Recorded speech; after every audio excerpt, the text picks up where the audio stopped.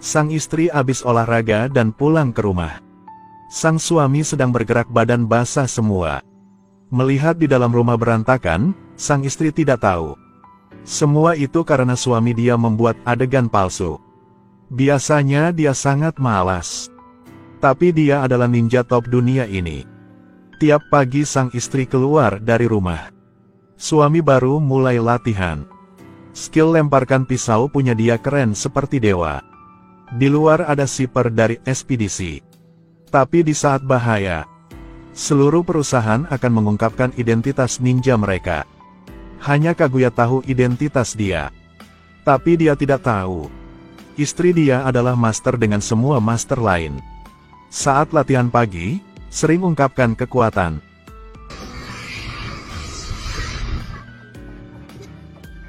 Iya ampun. Aku harus lebih hati-hati lagi. Pasangan ini tidak ada yang tahu identitas asli satu sama lain. Perlahan melalui tiap hari menjadi lebih jauh jaraknya. Sebagai ninja sang adik menghibur kakak dia. Kau adalah seorang master jelas tidak cocok dengan orang biasa. Hari berikut wanita ini dapat misi baru.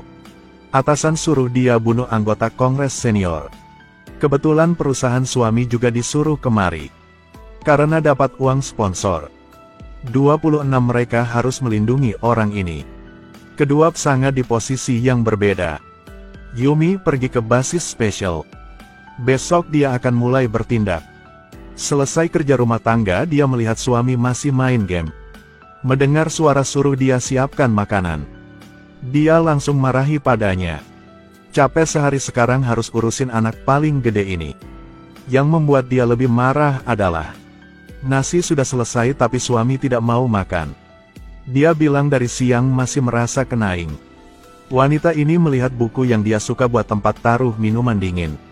Jadi langsung kombat sama suami. Dan Hiroshi juga tidak mau hentikan. Dia ingat waktu mereka masih bahagia. Tidak tahu kenapa menjadi seperti ini.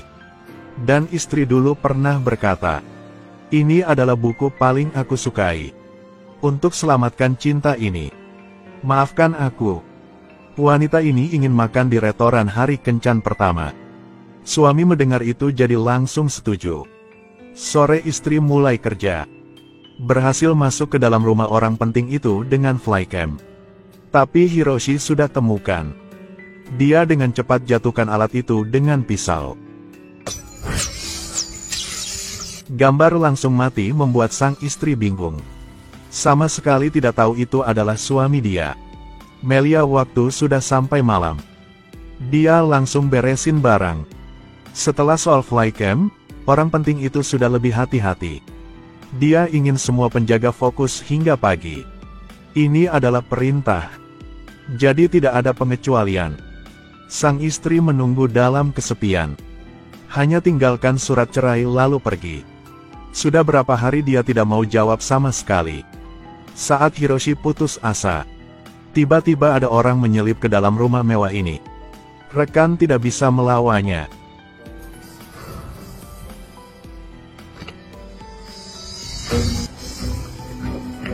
Di jalan mencari, Hiroshi ingin menggunakan trik dia. Yang dia tidak tahu adalah, orang itu bisa menghindari dengan gampang. Coba melihat ini. Sang adik baru ingin buka pakaian untuk mandi. Tapi ada suara pria dari luar. Siapa itu? Siapa di luar? Melihat tidak ada jawaban. Dia takut hingga berak di celana. Dengan cepat ambil pakaian keluar untuk meriksa. Siapa sangka ruangan ini terlihat seperti kandang babi. Sekarang menjadi rapi. Gadis ini tidak tahu ada orang asing masuk ke dalam rumah dia. Tapi dia mencoba cari kemana-mana. Tidak temukan siapa. Sekarang dia melihat kunci rumah bermasalah. Jadi dengan cepat panggil tukang kunci datang. Suruh dia ganti kunci baru. Siapa hari itu terjadi yang aneh. Ada orang saat gadis ini sedang tidur. Bantu dia jawab jawaban pertanyaan dari pelanggan. Dia merasa ganti kunci baru juga tidak ada hasilnya. Jadi hari berikut pergi ke tempat tukang kunci itu. Kunci dibuat oleh kau telah dibawa sama orang lain. Tidak mungkin. Jelas ada orang masuk ke dalam rumah. Jelas sudah hancurkan kunci. Tukang mendengar itu langsung balas. Dan bilang kunci dia paling kuat Du. Dan setuju bantu gadis itu cari tahu kebenaran.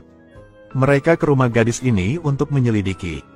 Tapi setelah meriksa kunci ini, dia melihat tidak ada masalah apa. Lalu mereka masuk ke dalam. Kali ini tidak hanya ada bunga di dalam Kak. Orang aneh itu taruhkan banyak mainan. Saat mereka sedang bingung, dia gadis ini tiba-tiba dapat SMS dari orang asing. "Hei Kak, kau suka bunga dari U? Aku ingin hidup bersama kau. Aku juga bersembunyikan satu hadiah. Kau mencoba carinya. Semoga harimu menyenangkan." Second gadis itu baru temukan. Saat dia buka pintu dan dua orang masuk ke dalam rumah. Ada orang asing menyelip ke dalam rumah sekali lagi. Ini adalah lantai 48.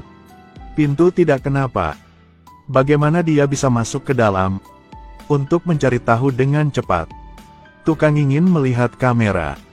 Siapa sangka sudah mencoba lihat berapa kali. Tapi tidak dapat temukan ada orang aneh masuk ke dalam gedung. Saat mereka jadi bingung, tiba-tiba melihat handuk yang masih hangat. Seperitnya sebelum mereka datang orang itu ada di sini. Tukang kunci melihat ini. Orang ini pasti sedang bersembunyi di dalam kamar. Jadi dia panggil orang untuk meriksa di sekitarnya. Tentu saja mereka baru melangkah pertama. Di dalam ada seorang pria muncul. Melihat dia perlahan keluar ruang tamu. Tidak hanya beresin sampah di meja. Lalu ambil ponsel kirim pesan untuk gadis itu. "Hati-hati di jalan. Aku di rumah menunggumu. Tidak usah tunggu lagi. Kami ada di sini. Tidak boleh lari."